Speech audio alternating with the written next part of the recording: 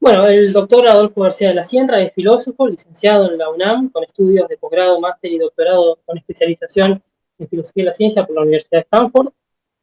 Ha sido investigador y profesor por más de 20 años en universidades y otros estratos del sistema educativo. Es miembro del International Network of Economic Method y presidente de la Sociedad Iberoamericana de Metodología Económica. Es profesor de la Universidad Veracruzana en filosofía y actualmente es investigador en el área de filosofía de la economía, bueno, actualmente no, desde hace bastante más, cuyo libro A Structuralist Theory of Economics es muy famoso por eso, sigue la impronta de Patrick Sups, de Steve Mueller, etc. Así que bueno, doctor, le doy la palabra, muchas gracias. ¿Qué tal? Pues muchas gracias por la presentación y gracias a todos por su atención. No quiero ser muy técnico realmente, sino ir a rasgos amplios y generales, pero antes de que nada, como este es un homenaje a nuestro inolvidable maestro Mario Bunge, sí quiero platicarles un poquito de mi experiencia con él cuando estuvo en México. Bunge estuvo en México en el año de 1975, haciendo un año sabático en el Instituto de Investigaciones Filosóficas de la UNAM, en donde impartió, bueno, más bien en la Facultad de Filosofía y Letras, que estaba ahí mismo, en el mismo complejo de edificios, en la Torre 1 de Humanidades y la Facultad abajo. Nos impartió un seminario de ontología, pues estaba escribiendo su famoso Treatise on Basic Philosophy. Particularmente estaba en ese momento escribiendo el volumen 3, The Furniture of the World, y entonces nos tocó a nosotros pues estar recibiendo el material así fresco como iba saliendo. Tuvimos ese privilegio tan enorme de tenerlo como maestro y de que además nos estuviera presentando su material de ontología tal y como iba saliendo al momento. Entonces fue muy interesante esa experiencia. Y bueno, me tocó hacerle algún comentario, algún problema que tenía en su concepto de ley.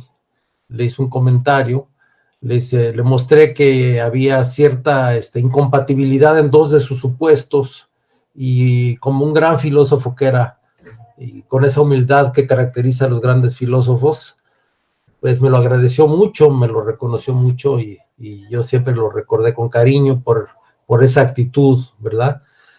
Pero nos divirtió mucho, además, ¿no? Y yo creo que es justo que en este homenaje, en estas jornadas, recordemos un poco a la persona también, y no nada más las teorías y los conceptos, porque la verdad era muy divertido convivir con Bunge, ¿no? Incluso estuve alguna vez en su departamento, organizamos algún evento en un colegio de bachilleres, yo era ahí el director del departamento de filosofía, y me dio el privilegio de aceptar una invitación que yo le hice a hablar al colegio.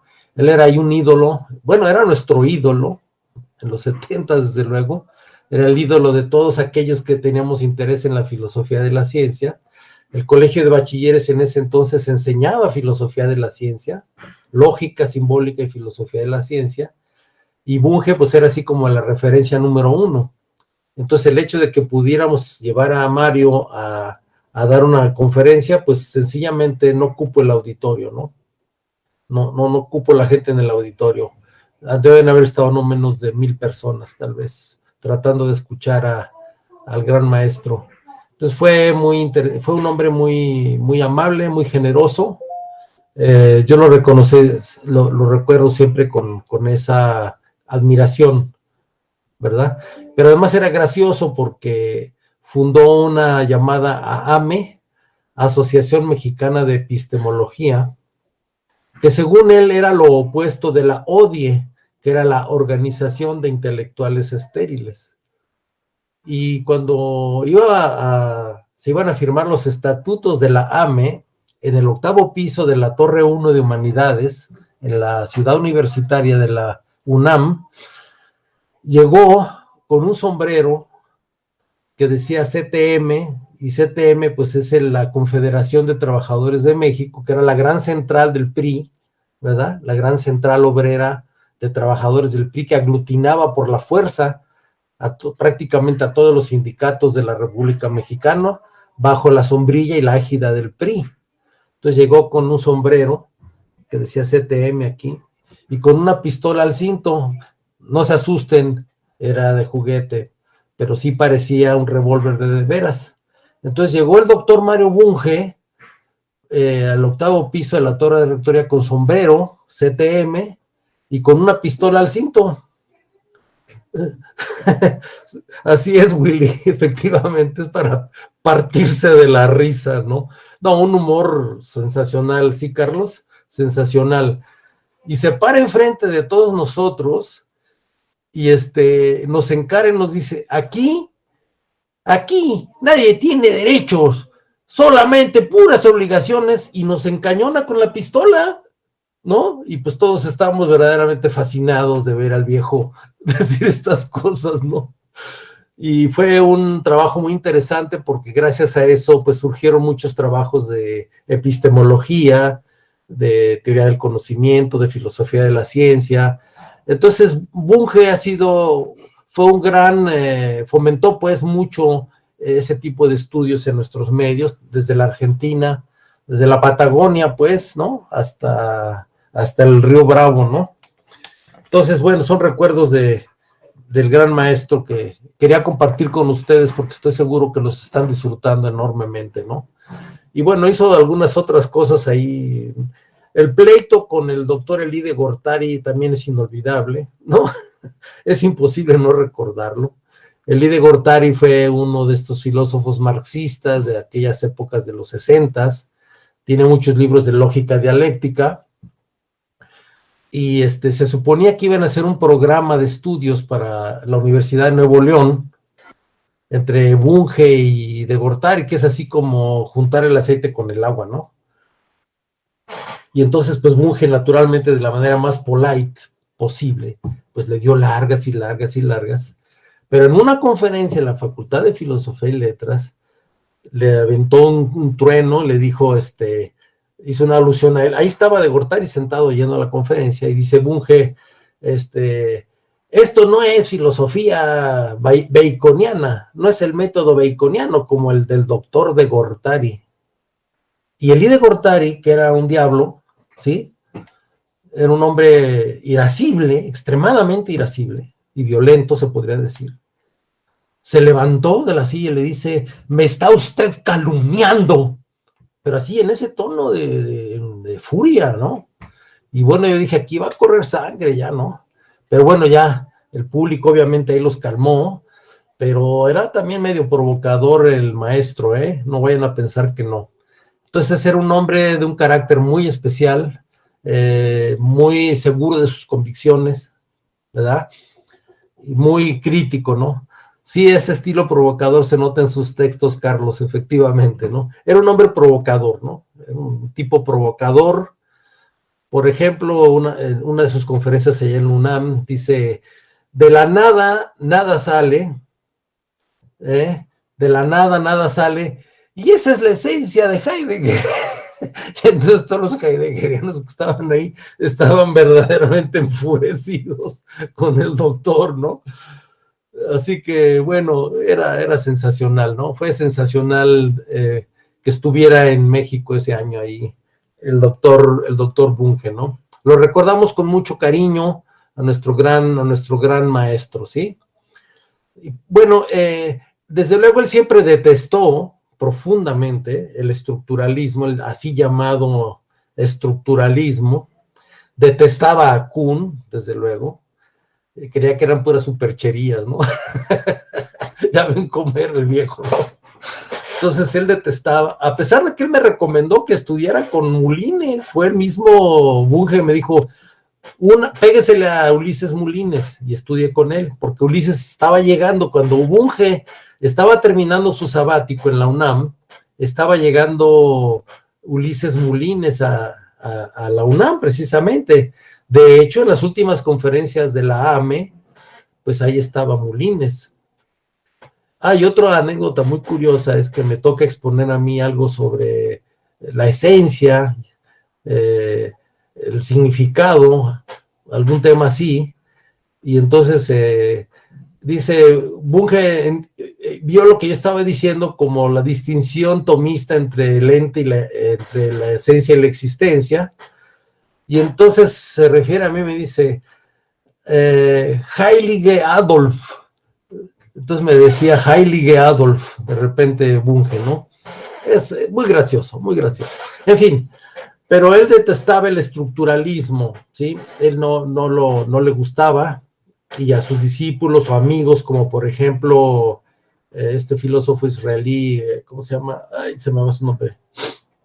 Ahorita me acuerdo. Le molestaba mucho el estructuralismo, ¿no? Él pensaba que era una fantasía, le chocaba, por ejemplo, la idea de inconmensurabilidad. Decía Bunge, pues siempre se están comparando las teorías, ¿dónde está la inconmensurabilidad, no? Entonces nociones como inconmensurabilidad o paradigma o cosas por el estilo le molestaban bastante a Mario, ¿no? Y entonces siempre nos recomendaba que lucháramos en contra del estructuralismo, ¿no? Pero bueno, lo que quiero hacer ahora es mostrar que no hay tanto conflicto como pretendía Bunge, ¿no? Lo que pasa es que yo sí creo que no tuvo la suficiente, una actitud un poco más, ¿cómo decirlo? Misericordiosa, ¿verdad? O caritativa, para tratar de entender un poco más lo que estaba diciendo Steckmüller o Sneed o Moulines en aquella época, o Balzer, ¿no? Entonces yo creo que sí faltó eso, y bueno, quisiera yo entonces compensar un poco, tratar de acercar a las dos posiciones. Yo creo que no están encontradas realmente, sino aquí quizá lo que habría que considerar es el concepto de modelo. Yo creo que es algo clave, y voy a tratar de explicar un poco de qué se trata el asunto, ¿no? Efectivamente, mencionaba nuestro coordinador mi libro. Bueno, ya que lo mencionó, pues aprovechamos para hacer un comercial, ¿no? Se los recomiendo mucho, desde luego, ¿ok? Y en este libro ciertamente discuto y dialogo con Bunge, particularmente en el capítulo 3, sobre los orígenes, el concepto y relevancia de una metateoría. Ahí discuto bastante con Bunge el concepto de teoría científica, y es entonces sobre eso sobre lo que me gustaría concentrar un poco mi presentación de hoy, esperando que sea pues comprensible, ¿no? Permítanme tantito. Lo he llamado un diálogo entre la concepción L y la concepción S. Bueno, la concepción L es lo que se llama también la concepción lingüística de las teorías, que pues es por todos conocidas, definitivamente todos las conocemos, que es la idea de que una teoría científica es un conjunto de enunciados, básicamente. Y a veces viene acompañado a esto la concepción metamatemática de teoría como un conjunto de enunciados en un lenguaje formalizado de primer orden. Bueno, sucede, por allá de fines de los 40 y principios de los 50, cuando prevalecían en la filosofía analítica y en el positivismo o el empirismo lógico o el mismo pensamiento de Popper, este concepto de teoría, en California, en la Rand Corporation, que era un tanque de pensamiento dedicado a problemas de la Guerra Fría, resolución de problemas estratégicos, se dieron cuenta de que la concepción lingüística o enunciativista de las teorías no les era práctica para el desarrollo de aplicaciones de inteligencia militar. Y entonces se aprovecharon más bien del concepto de modelo de Tarski y de la idea de ver las teorías como sistemas de modelos y trabajar más sobre los modelos definidos de una manera conjuntista que sobre conjuntos de enunciados de la lógica de primer orden. Casi, o más bien muchos de los participantes en la Rand Corporation eran discípulos de Alfred Tarski. Tarski era ahí el lógico estrella, desde luego, de de Berkeley, ¿no? El lógico estrella de Berkeley, y entonces la metodología de Tarski fue la que se utilizó en la Rand Corporation para desarrollar la teoría de los juegos. Ahí estaba J.C.C. McKinsey, por ejemplo, Kenneth Arrow, premio Nobel de Economía, John von Neumann, también no fue premio Nobel de Economía, pero fue fundador de la mecánica cuántica, como muy fácilmente Carlos nos lo podría explicar, ¿no? De la lógica cuántica y de las computadoras, entre otras cosas, ¿no? Pero también en teoría económica tuvo aportaciones von Neumann. Pero bueno, ahí estaban dedicados a teoría de juegos. Ahí estaba Nash, nuestro famoso héroe de la película de Una mente brillante, estaba ahí también con ellos. Y en fin, había una playa de ahí de matemáticos, lógicos y pensadores tratando de desarrollar pensamiento estratégico para la Guerra Fría, para contener a la Unión Soviética y al comunismo, ¿sí? Abiertamente. Entonces, ese era su trabajo, y sí desarrollaron desde luego un equilibrio de Nash para la Guerra Fría, que fue el MAD, Mutually Assured Destruction, ¿no? La destrucción mutuamente asegurada. Eso es un equilibrio, porque no hay ningún incentivo para empezar una guerra nuclear.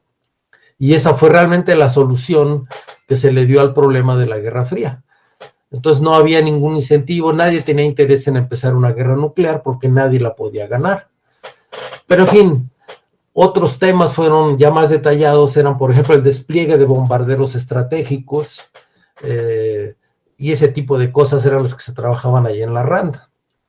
Y bien, entonces el grupo de Stanford, que eran todos discípulos de Tarski, incluyendo Arrow, Kenneth Arrow desarrolló ¿cómo se llama? Fue el que revisó la traducción de la lógica de Tarski, de este libro sobre las ciencias deductivas de Tarski, que todos conocemos, publicado por Espasa Calpe en Buenos Aires. La traducción al inglés la revisó Kenneth Arrow, ni más ni menos, y todos sus conceptos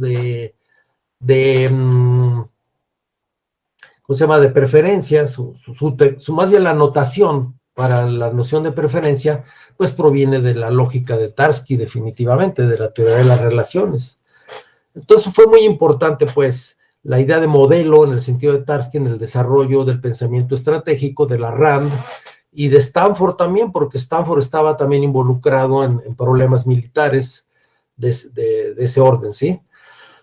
Sobre todo el Departamento de Economía estaba metido mucho en esto. Y es en ese marco, cuando llega a Stanford, Patrick Suppis, muy joven, venía de un doctorado en Columbia, y lo recibe precisamente McKinsey, que escribió un libro para la RAND que se llama Introducción a la Teoría de los Juegos, y él lo recibe como postdoc, era estudiante postdoctoral, y entonces estuvo bajo la tutoría de McKinsey. Y McKinsey le dijo a Suppis que se fuera a estudiar con Tarski a Berkeley. Y entonces les estoy contando esto para que vean dónde se desvía el pensamiento en filosofía de la ciencia de la costa occidental de los Estados Unidos y particularmente de Berkeley y Stanford, más hacia la teoría de modelos que hacia la visión tradicional del empirismo lógico y de Mario Bunge acerca de la estructura de las teorías científicas. Es ahí donde se origina ese cambio, ¿sí? Es un cambio que viene, pues, de demandas del pensamiento estratégico militar que se va a dar este cambio, no tanto de consideraciones filosóficas. Y entonces Suppis estudia con Tarski y desarrolla esta metodología y la aplica a la física particularmente, a un artículo que yo traduje al español, por cierto, que bueno, es sencillo, efectivamente, sobre la mecánica de partículas clásica, que bueno, si ustedes quieren, no es así la gran física tan profunda como, por ejemplo, la presentó Carlos hoy en la mañana, hace rato más bien, bueno, en la tarde allá, por aquí era más temprano, ¿no? No es así con tanta enjundia matemática o física muy avanzada, sino bueno, es una teoría históricamente importante, que era la de Newton, ni más ni menos, la mecánica clásica, y esa es la que presentan en un paper famoso, ¿no?, allá de los 50s, y Bunge se burlaba mucho de eso, ¿no? decía que era muy, y sobre todo Trussell, que era muy amigo de Mario Bunge, un físico Trussell, ¿no? Él fue el que presentó, él fue el presentador del paper en una conferencia, se publicó en el Journal of Rational Mechanics and Analysis, y decía Trussell que, bueno, que había aceptado publicarlo para incentivar el estudio de lógicos y físicos conjuntos en temas, para ver si se podía atacar el problema fundamental de la mecánica, que era elucidar el concepto de fuerza. Eso dijo Trussell, ¿ok? Pero entonces Trussell, muy paternalistamente, ¿no? Muy patronizing, pues, así presentó el paper de McKinsey Sugar Suppies, The Logical Foundations of Classical Particle Axiomatic Foundations of Classical Particle Mechanics se llama, ¿no? Y bueno, Trussell y Mario se pitorreaban de ese paper, ¿no? Pero en realidad es muy didáctico, ¿no? A nosotros, los estructuralistas, pues nos sirve para enseñar la teoría. No pretendemos estar haciendo la gran física, de hecho yo ni siquiera me dedico a la física, pero me sirve a mí ese artículo para didácticamente, pedagógicamente introducir a los alumnos. Y ese es todo el sentido de usar ese texto una y otra vez en el estructuralismo. No es otra la razón. Y de hecho, pues hay estudios muy avanzados de aplicación del estructuralismo a la física cuántica, etcétera. Pero bueno, por ahí, por ese lado le daban duro, ¿no? Bunge pensaba que el concepto tarskiano de modelo no era aplicable en filosofía de la ciencia.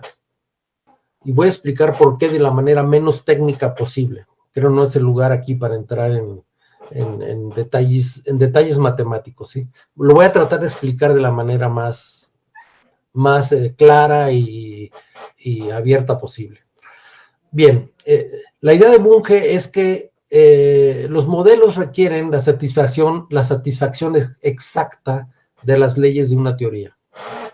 Si tú tienes una teoría enunciada mediante la definición de un predicado conjuntista, entonces un modelo de la teoría pues es una estructura conjuntista que por lo tanto satisface estricta y exactamente los modelos de la teoría, si no, no sería, perdón, los axiomas de la teoría, porque si no, pues no sería un modelo, ¿no? Y Bunge decía que las leyes científicas eran aproximadas y por lo tanto no podía ser entonces aplicable el concepto tarskiano de modelo a las teorías empíricas. Esa era una de las críticas que hacía Bunge al estructuralismo. Otra crítica era que había una confusión entre los modelos como estructuras conjuntistas, que son entidades abstractas que habitan en el universo constructivo de la teoría de los conjuntos, y los sistemas físicos, porque Bunge era un hombre con un profundo sentido del realismo físico. Él era un hombre convencido de la realidad de los entes físicos y de la modalidad física, y de que en el mundo real estaba operando las leyes de la física. Entonces a Bunge le parecía aberrante la confusión que aparentemente se daba a veces entre los modelos de una teoría y los sistemas reales, físicos, allá afuera operando en el mundo real. Y yo creo que sí tenía cierta razón Mario, porque no quiero aquí atacar a nadie en lo personal, pero yo siempre también critiqué eso. Había cierta tendencia a confundir una cosa con la otra y a imaginarse que los modelos de la teoría eran los sistemas físicos o económicos o biológicos o whatever, ¿no? Y ahí sí Mario Bunge tenía toda la razón.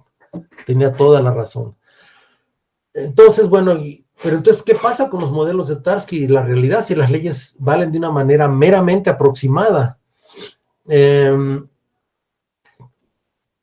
ver si puedo explicarlo así.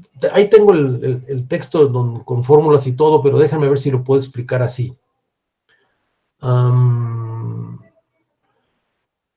La ley básica de una teoría. Ok, tiene que ver con el concepto de término teórico de una teoría, ¿sí? Un término teórico de una teoría, según Snead, es un término tal que no se puede determinar independientemente, sin presuponer, pues, las leyes mismas de la teoría, algunas leyes de la teoría y sobre todo la ley fundamental. La idea estructuralista de teoría es que una teoría científica tiene una ley fundamental, por lo menos una. Generalmente es un enunciado fundamental. En mecánica sería fuerza igual a masa por aceleración.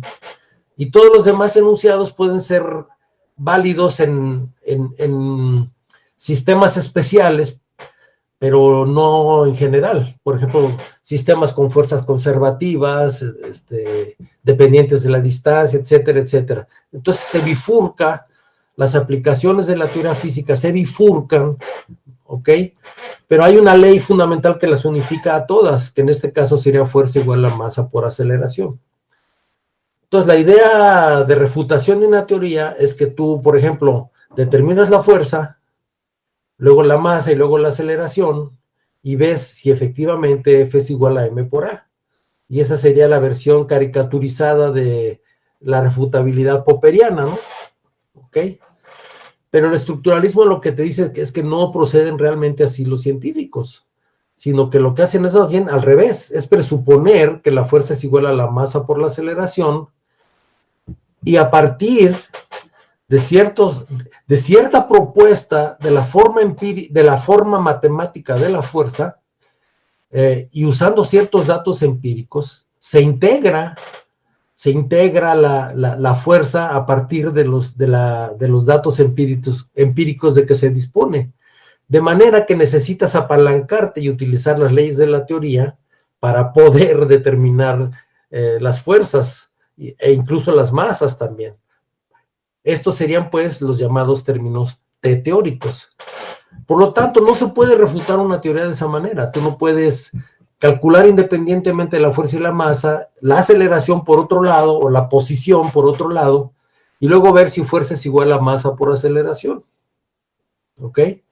Sino que lo que haces es justamente presuponer las leyes de la teoría e integras entonces tú, a partir de estas, integras tú una función de posición, y esa es la que vas a contrastar con la función empírica de posición, precisamente.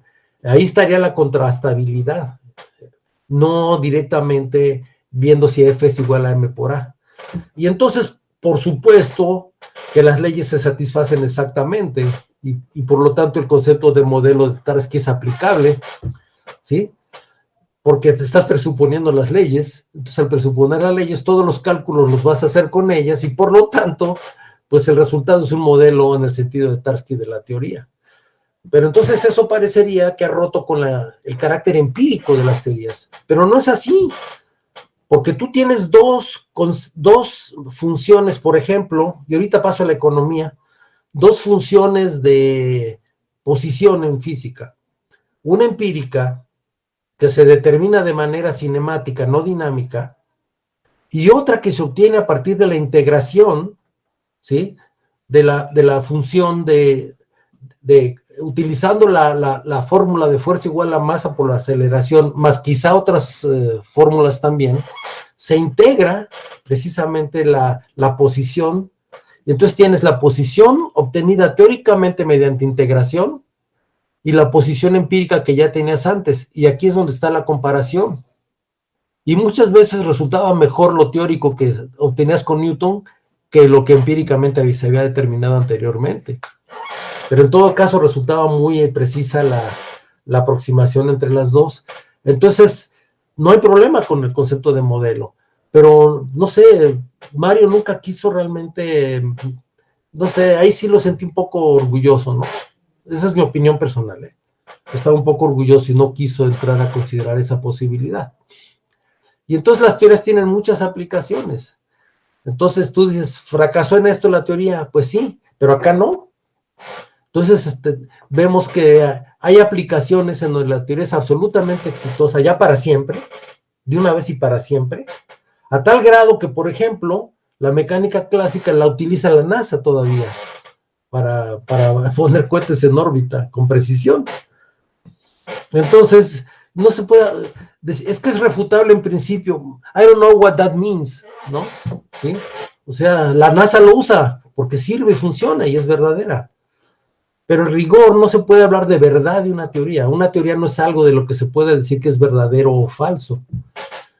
Entonces, el concepto de teoría positivista como un conjunto de enunciados o como un enunciado de primer orden, pues no se puede sostener. ¿Sí? No se podría sostener, y eso es lo que diría el grupo de Stanford. Ahora, en economía, quiero llevarme a la economía, ¿qué pasa acá? Es análogo, la cuestión es también análoga. Hay una analogía, por ejemplo, en la teoría del consumidor. Tú tienes la misma situación. Por ejemplo, la ley de maximización o de racionalidad, que te dice que la gente maximiza su utilidad, es una ley que se presupone para la determinación de la preferencia o de la utilidad. Entonces, no es que tú puedas determinar la preferencia por acá, ¿no? Y luego hagas ahí un combinado, sino que necesitas utilizar la ley de la racionalidad para poder determinar las preferencias de la gente, ¿sí? Y, por ejemplo, toda la discusión de Samuelson sobre la preferencia revelada no es más que tratar de encontrar determinaciones empíricas o condiciones empíricas entre comillas, ¿sí? Porque tienen que ser para un conjunto infinito de situaciones en principio, ¿no? Pero bueno, también se puede lograr con un conjunto finito de datos, tratar de determinar, usando la ley fundamental, que es la ley de la racionalidad de la gente, tratar de determinar la función de utilidad, ¿sí? Es lo que se conoce como el método. Hay dos métodos, ¿no? Hay dos métodos. Está el método paramétrico, en donde tú postulas una función de demanda y a partir de ahí integras justamente, ¿sí? Integras la preferencia o la utilidad. Esa es una manera. Y la otra es utilizar datos empíricos directos y usando la ley de la teoría generar una función de demanda que se llama función de demanda walrasiana, precisamente. Y ese es el método no paramétrico. Pero entonces tú te apalancas en las leyes de la teoría para producir una función de demanda teórica, así como Newton se apalancó en las leyes de su teoría para producir las órbitas de los planetas.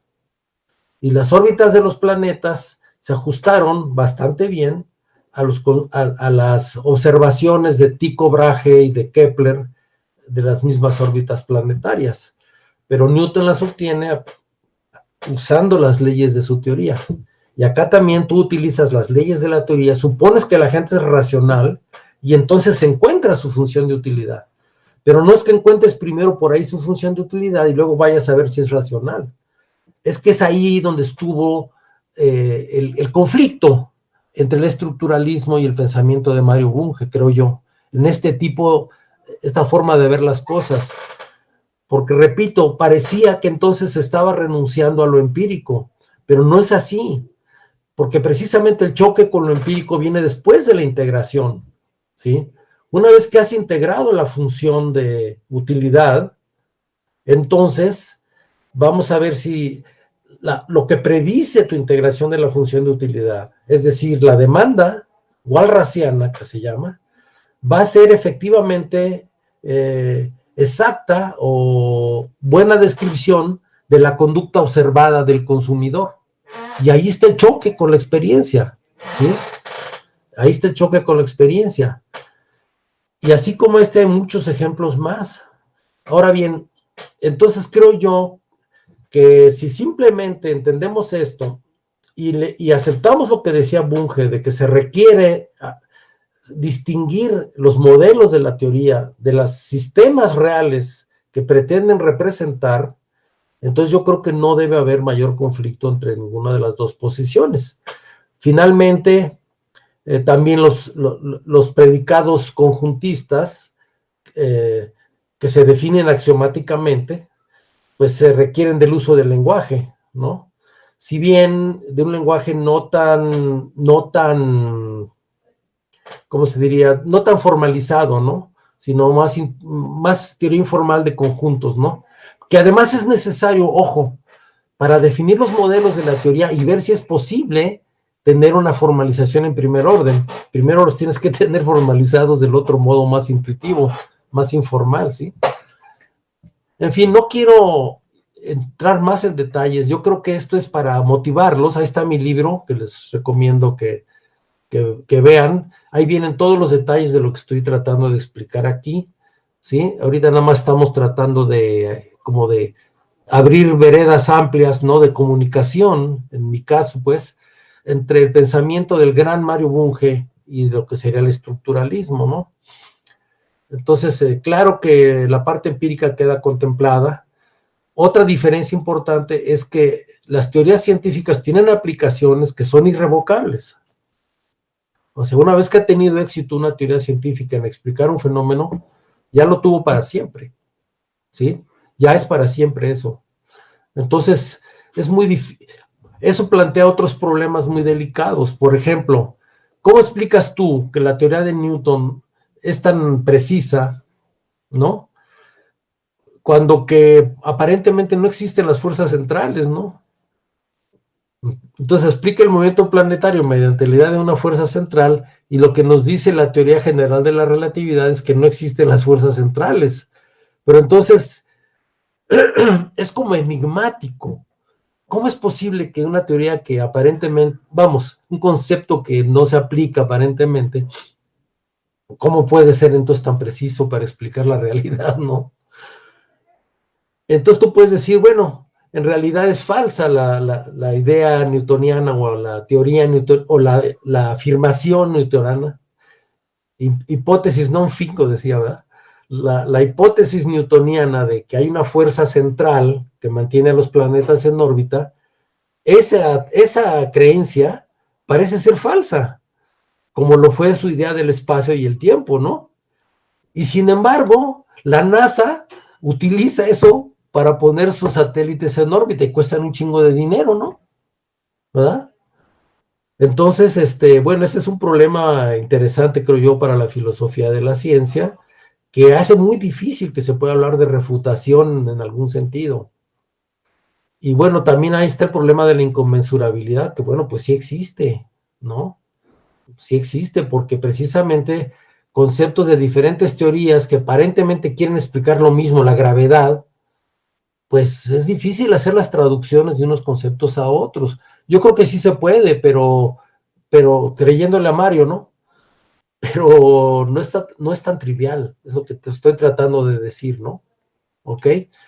Entonces yo creo que hay que hacer trabajo simplemente para poder dialogar entre esas dos visiones de lo que son las teorías científicas. Yo creo que Bunge aportó muchas cosas muy valiosas. Su idea de representación por un modelo de un aspecto de la realidad es muy importante, y yo lo cito en mis textos, ¿sí? Es muy importante su idea de representación. Efectivamente, los modelos, en el sentido de Tarski, son representaciones de cosas reales, ¿sí? De sistemas reales que están allá afuera, de la mente, por así decirlo, ¿no? ¿Ok? Außerhalb des Kopfes, decía Marx, ¿no? Außerhalb des Kopfes, fuera de la cabeza, ¿no? ¿Sí? A menos que caigamos en una forma de idealismo. Y Bunge fue un perrazo, un perro bravo en contra del idealismo siempre. Fue un gran realista, ¿no? Un defensor del realismo. Y yo creo que esa es una de las grandes aportaciones que nos deja Mario Bunge frente a tantas estupideces, ¿verdad? Tantas fantasías y tantos mitos. Pues Bunge fue un tipo muy destructivo, ¿no? De ese tipo de cosas, y se lo tenemos, pues se lo agradecemos muchísimo, ¿no? Pero bueno, quisiera abrir la conversación con ustedes, si les parece bien. Perfecto, doctor. Estuvo muy, muy claro. Bueno, hay algunas preguntas y yo también tengo algunas cuestiones que discutir. Eh, Me parece que había que llevar al debate. ¿Qué opinión piensa que tiene Mario Bunge acerca de hablar de funciones walrasianas, en este caso de utilidad, pero yo creo que usted menciona la de demanda de Walras. Diría que son algo como ideal, ¿no? Diría que son algo ideal, definitivamente. Él no le tenía mucho respeto a la teoría económica y menos a la neoclásica, ¿no? ¿Verdad? De hecho, uno de sus discípulos es Alexander Rosenberg, que yo conocí en Holanda, y él era muy bungiano y muy crítico de la idealización, de la extrema idealización de las teorías económicas, ¿no? Entonces, Bunge pensaba yo creo que pensaba eso. Ahora, ¿qué hay con la demanda walrasiana? Déjenme ver si tengo por ahí algún dibujo, o se los trato de dibujar así en el aire. Un consumidor consistente en el sentido de ¿cómo se llama? Samuelson. Un consumidor consistente en el sentido de Samuelson es uno que satisface el axioma de la preferencia revelada, el axioma fuerte de la preferencia revelada. Es decir, que si siempre le gusta el vino Norton, pues siempre que haya vino Norton va a preferir a todo lo demás, ¿sí? En cualquier circunstancia, si él siempre tiene preferencia por el vino Norton, entonces va a tomar Norton. Eso quiere decir consistencia o satisfacer el axioma fuerte de la preferencia revelada, ¿vale?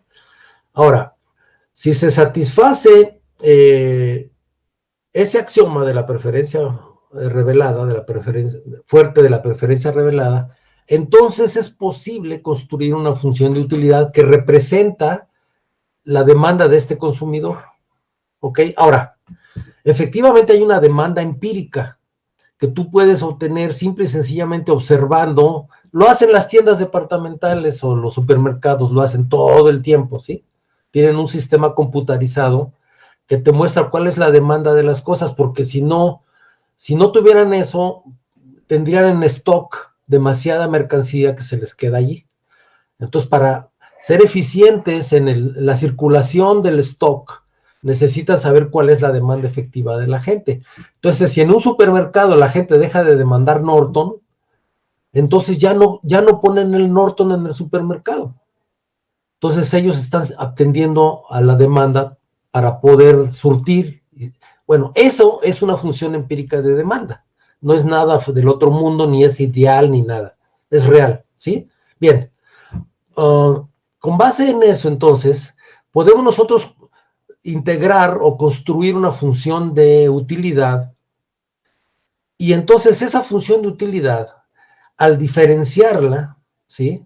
O al resolver el problema del consumidor de la maximización de la utilidad, nos va a arrojar otra función ideal de demanda, que no es la del supermercado, ¿sí? Sino es otra que proviene justamente de la teoría, y esa es la función de demanda walrasiana. Entonces, ¿qué diría Mario de la demanda walrasiana? Bueno, pues habría que ver qué tanto se ajusta a la demanda observada y punto final, ¿no?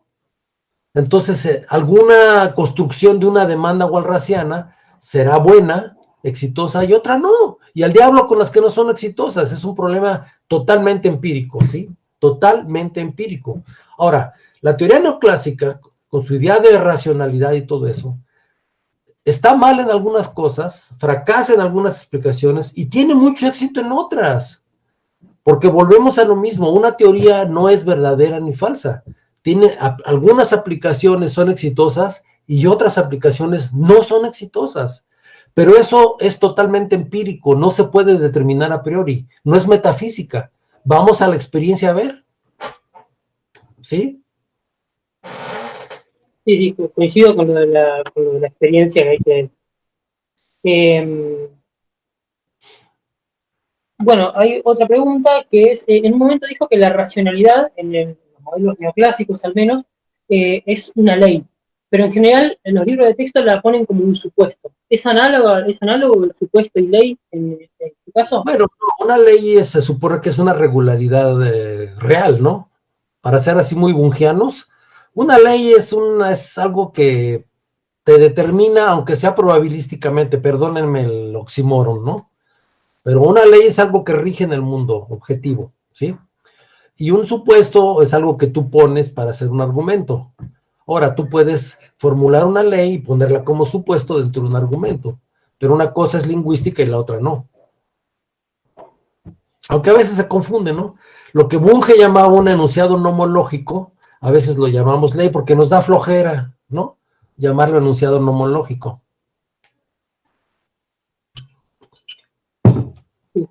Sí, bueno, así le decía también Hempel, los kantianos.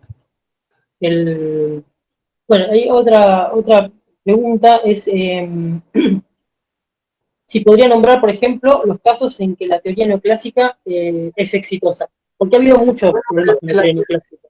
En general, más que la teoría neoclásica, es la teoría de juegos.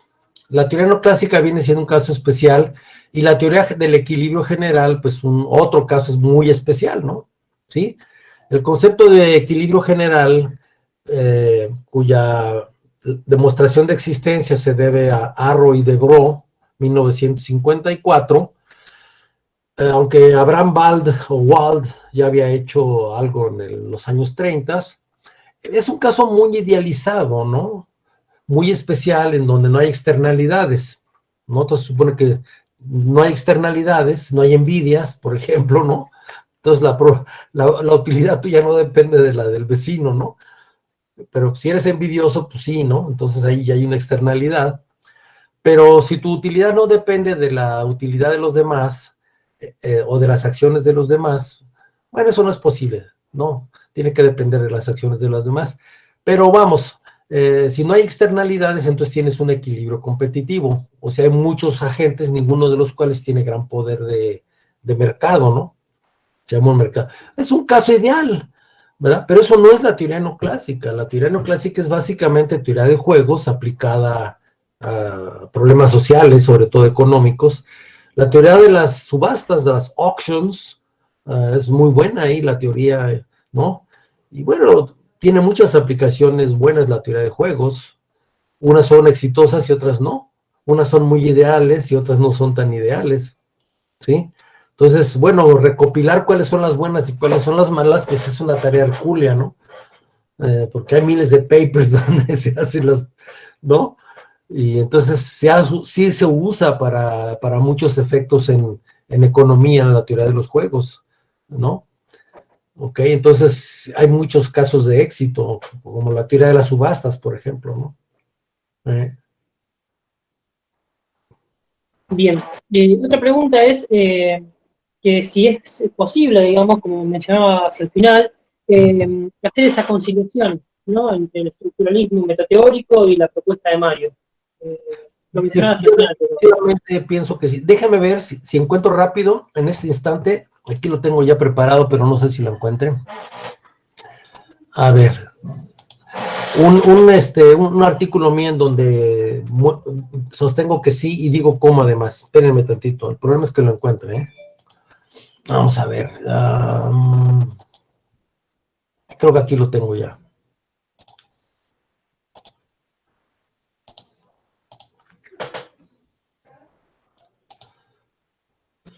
Bueno, justamente cuando estoy aquí tratando de target systems, ¿sí? Y estoy ahí hablando de cómo se construye un modelo muy idealizado, ¿ok? Cito a Walras cuando habla del método matemático, que nos dice que no es un método experimental, sino un método racional, y que la ciencia pura de la economía debiera entonces abstraer y definir conceptos de tipos ideales, en términos de los cuales conducir su razonamiento, y el retorno a la realidad no debiera tener lugar hasta que la ciencia sea completada y entonces solamente con vista en las aplicaciones prácticas. Bueno, ok. Ahora, déjeme, aquí está. Ok, yo llamo sistemas modelo a los tipos ideales construidos mediante conjunciones de predicados que expresan idealizaciones. Los sistemas modelo representan a sus respectivos sistemas objetivo en primer lugar, porque los predicados que definen a los primeros son deformaciones inteligibles de predicados literalmente verdaderos de los segundos. Pero esta representación, y aquí está la conexión con Mario, esta representación es hasta cierto punto convencional y obedece a que usualmente el sistema modelo fue construido precisamente con la intención de representar ese sistema objetivo. La comunidad científica relevante así lo estima y es así como se presenta en los libros de texto de la disciplina.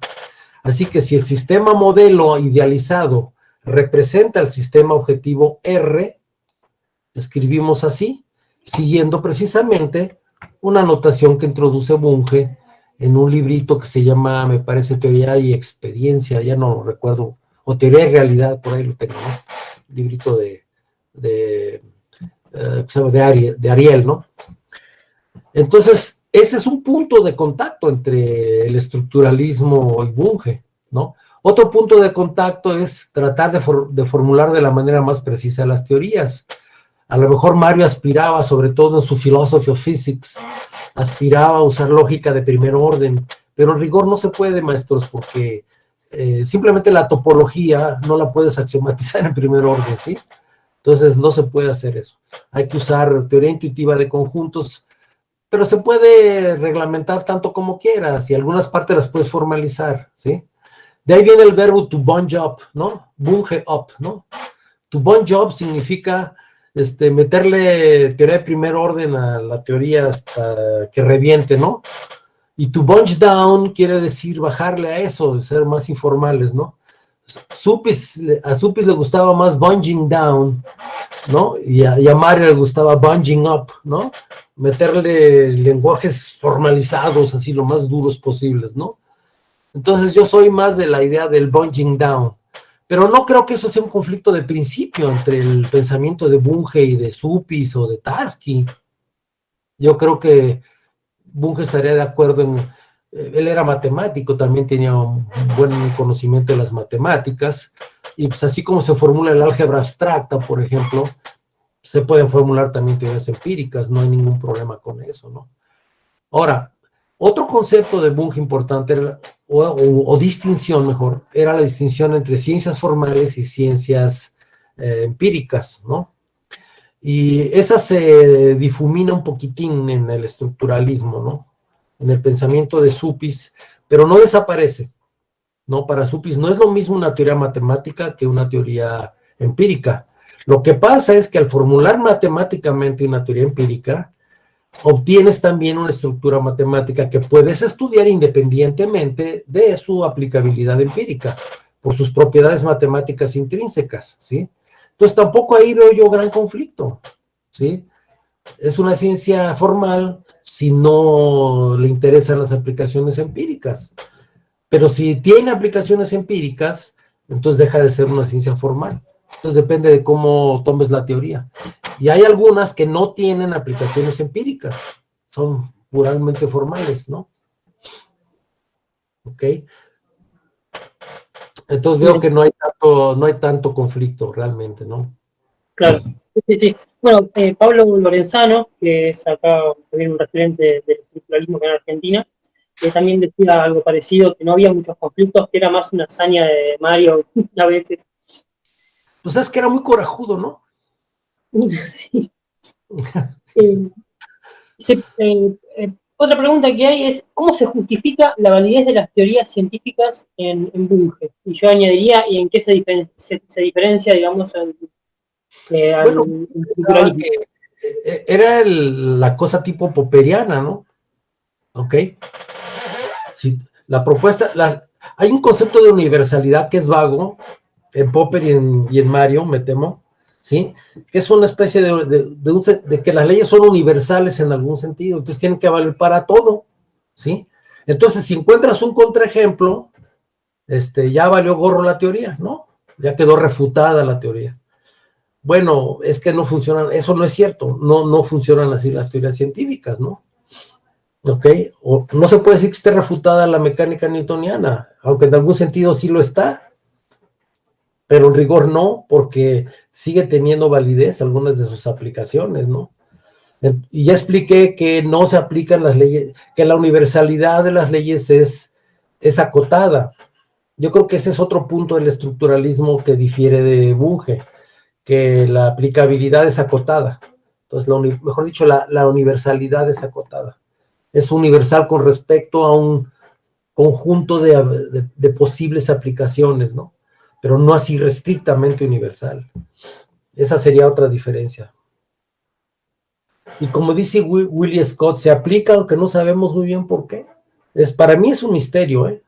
No sé si ya entré al terreno de la mística y la alquimia, pero para mí es un verdadero misterio por qué se aplican exitosamente las mugrosas teorías, ¿no?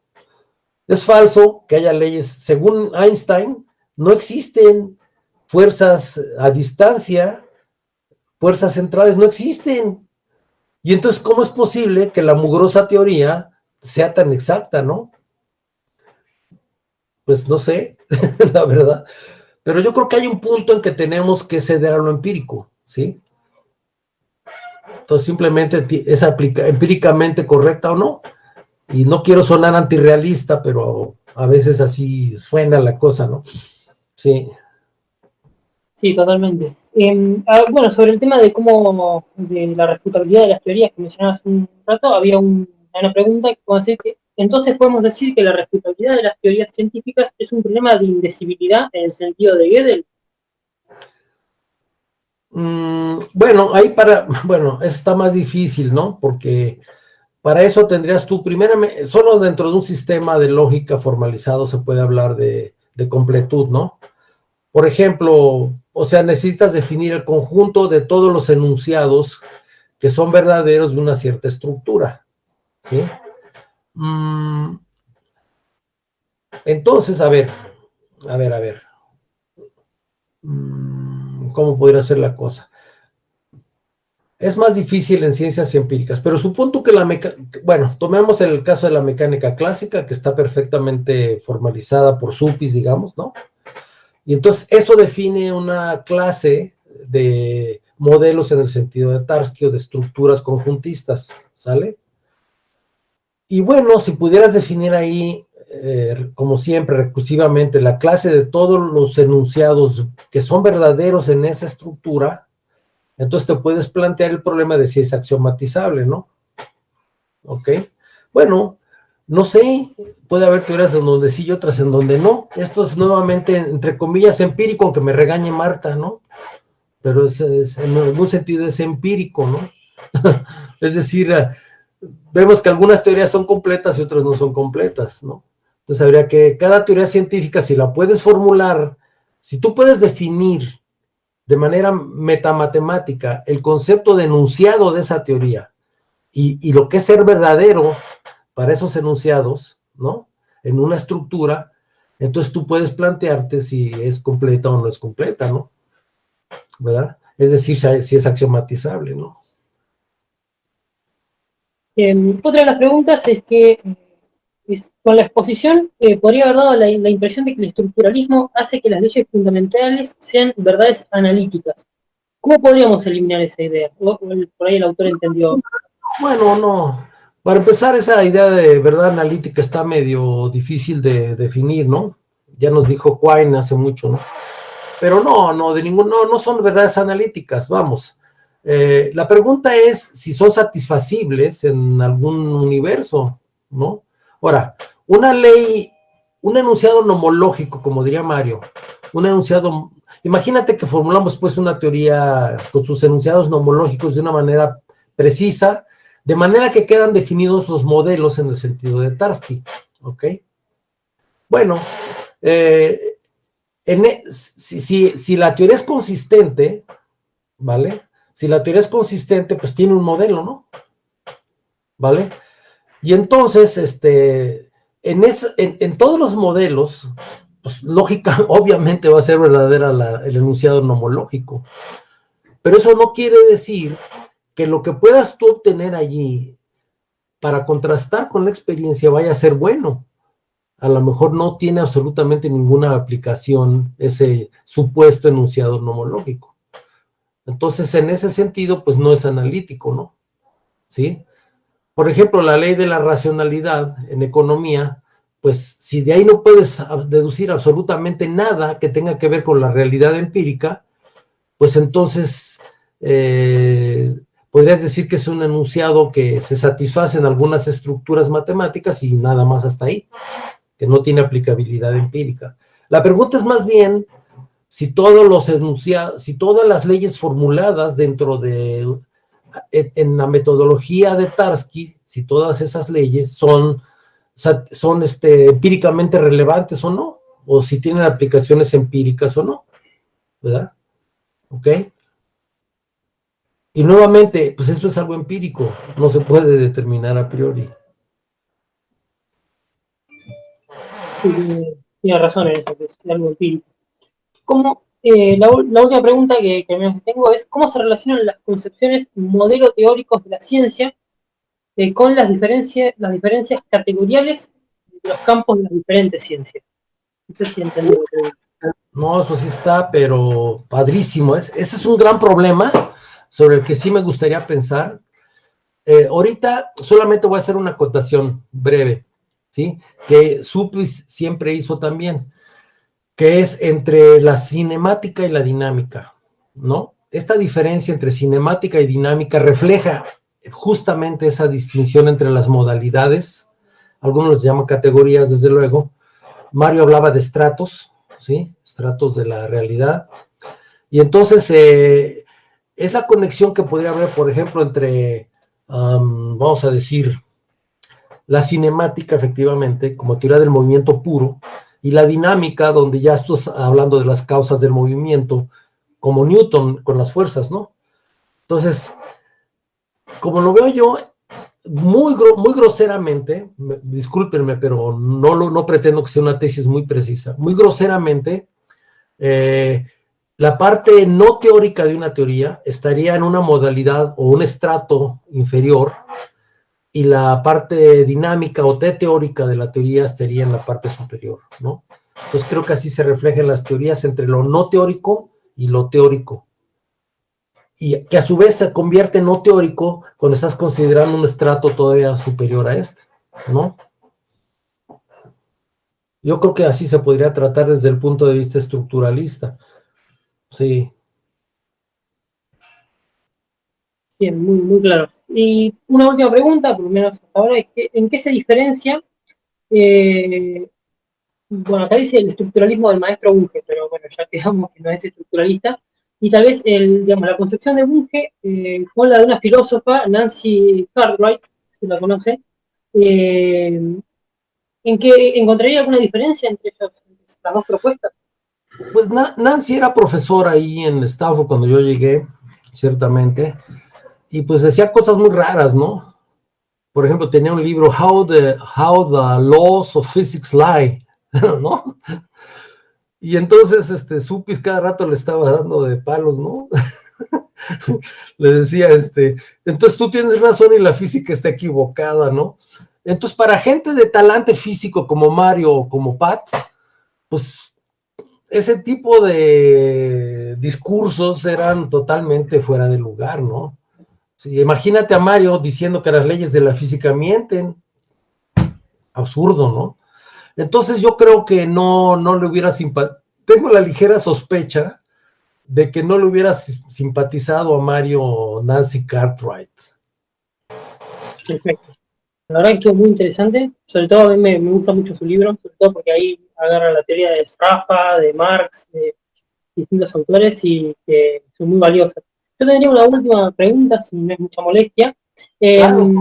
En qué cree que hay una superación, por ejemplo, por parte de Piero Sraffa o de los post-keynesianos de las teorías más neoclásicas y cómo tratamos de conciliar de alguna forma, que esa es una visión más, si se quiere, instrumentalista, la evidencia que hemos encontrado, por ejemplo, en la mano de las ciencias cognitivas, para ayudar a los microfundamentos en la economía. Bueno, sí, eso es muy interesante. El problema con Sraffa, de Piero Sraffa, que es una especie de neorricardiano, es que no introduce, para él la economía realmente no es una ciencia humana, ¿no? Él te habla de relaciones de equilibrio entre ramas de la producción, pero no introduce el concepto de acción o de estrategia o de decisión. Entonces, pues, no se sabe por qué habría alguna vez de existir esos equilibrios o quién los va a llevar a cabo. La neoclásica, por lo menos, te dice que, o busca el concepto de equilibrio que consiste en la consistencia de las acciones y elecciones de los agentes, ¿no? En SRAFA te dice, bueno, si hay acero y hay trigo y quieres que se pueda reproducir el sistema, los precios tienen que ser tales, ¿no? Y ese es el problema que tiene SRAFA, que lo digo ahí en el capítulo de mi libro precisamente. A Keynes no lo trato, pero el problema, bueno, Keynes se puede tratar más desde una perspectiva ciertamente de teoría de juegos, lo ha hecho ahí algún amigo Alfonso Ávila del Palacio, lo ha hecho, ¿no? Se puede tratar desde esa perspectiva. El problema que hay ahí es que los estados de la naturaleza, por llamarlos así, de Keynes, son bajo, vamos, no se conocen probabilidades, ¿sí? Entonces no le puedes asignar probabilidades, sería elección bajo incertidumbre, y eso hace difícil la aplicación de la teoría de juegos a Keynes, ¿no? Ese sería el problema con Keynes, sí, la incertidumbre. No son estados de la naturaleza que tengan una distribución de probabilidades. Ese es el problema con Keynes. Sí, hay algunos modelos que incorporan, digamos, la incertidumbre o por lo menos lo que Samuelson, un intento de modelar las inconsistencias en la toma de decisiones, pero bueno, están obviamente en pañales. Ahora, las ciencias cognitivas, pues sí te pueden dar más idea acerca de cómo piensa la gente y quizá ayudarte a construir buenas funciones de demanda, por ejemplo, ¿no? ¿Ok? Pero finalmente, el concepto de utilidad no se puede determinar independientemente de la ley de la racionalidad, ¿sí? No se puede determinar independientemente. Entonces, sí, para mí habría que descartar todo eso. Porque la idea de Samuelson era hacer eso, justamente, ¿no? Con base en la observación empírica, determinar la función de utilidad. Pero bueno, eso en realidad supone que conoces no conoces la relación para todas las posibles niveles de precios y riqueza del consumidor, ¿no? Que son infinitos, ¿sí? Y entonces, si en todos los casos se cumple, para todo el espacio, el hortante no negativo se cumple, pues entonces tienes una función integrable porque la matriz, ¿cómo se llama? Ay, se me va. Es no negativa definida y Slotsky, ¿no? Es no negativa definida y por lo tanto, pues ahí puedes integrar y obtener una función de utilidad. Pero pues eso es como darle vueltas al asunto porque no sé si es más fácil agarrar la relación de preferencia de entrada que ponerse a observar un conjunto no numerable de situaciones empíricas, ¿no? ¿Verdad? Sí, sí, en algún aspecto sí. Bien, bueno, no hay más preguntas, no mandaron más, así que bueno, nada más que agradecerle, un honor que estuviese aquí conversando con nosotros y contándonos tantas anécdotas de buque. Un ¿Cómo? saludo afectuoso a todos los colegas y a Marta, que yo la conocí allá en México en 1975. Hola Marta. Hiciste un ride con Mario una vez en el Volkswagen aquel, ¿te acuerdas? Sí, que me dejaron ahí en la avenida San Antonio. Y vamos a ir platicando cosas muy interesantes como siempre. Te mando un beso, un abrazo y que estén muy bien todos. Muchas gracias por invitarme. Igualmente a ustedes.